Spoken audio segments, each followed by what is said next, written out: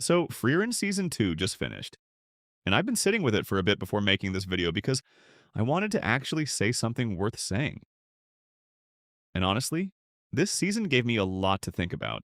Season 2 covers two arcs, the Northern Travels continuation and the Divine Revolti arc. The northern stretch is where Frieren is most itself.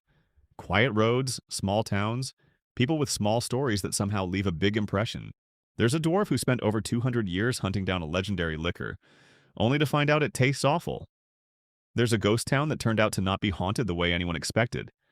There's Stark accidentally taking Fern on what basically amounts to a date, which, if you know their dynamic, is both hilarious and kind of sweet. And then there's Gihin, a mage who spent 2 centuries building a bridge out of grief, out of guilt. And what the show does with that storyline, quietly without any big dramatic music, is exactly the kind of thing that makes Frieren impossible to compare to. Then the back half shifts into the Divine Revolt arc, which is where things get more tense. The finale closes on something quieter again, and then drops a tease for what's coming next. We'll get to that. 10 episodes. That was season 2. Season 1 was 28, so yeah, like when the episode count was announced, I wasn't the only one who raised an eyebrow.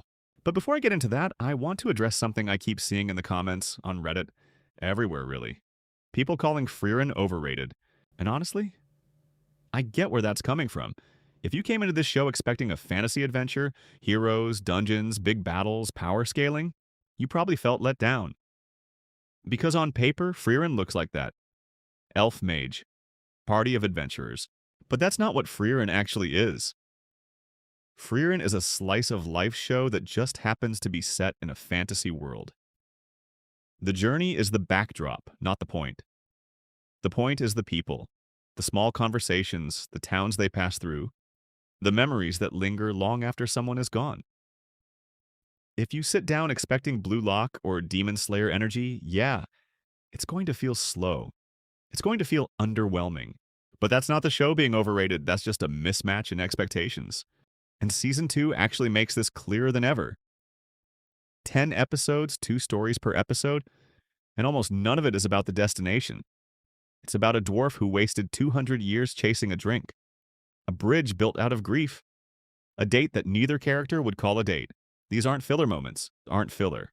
So to the people saying it's overrated, I'd ask, what were you expecting? Because if you watch it as a slow, thoughtful slice of life set in a fantasy world, it's genuinely hard to find anything doing it better right now. That's why I'd still give it an 8.5 out of 10. Not perfect, the episode count is a real limitation. But everything within those 10 episodes, pretty close to it. October 2027, that's when Season 3 drops. And it's going to cover the Golden Land arc. The tease at the end of the finale already told us a lot. Denkin, the first-class mage from the exam arc in Season 1, is standing in front of his homeland, now turned entirely to gold.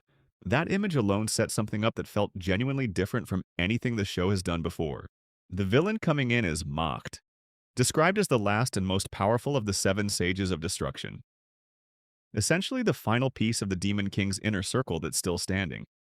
And based on what the manga readers have been saying without spoiling too much, this arc goes places Frieren hasn't gone before. The pacing of the adaptation actually makes sense when you look at where the manga is. The story is still ongoing, and giving it space to breathe means the anime never has to rush or make things up. Shorter, focused seasons might feel painful as a viewer, but it's the right call long-term. Frieren Season 2 was short, but it was exactly what this show is: unhurried, thoughtful, and quietly devastating when it needs to be. October 2027 is a long wait, but if the Golden Land arc delivers on what the finale teased, I think we're heading towards something that could genuinely be the best arc of the whole series. What did you think of Season 2? Which episode hit you the hardest?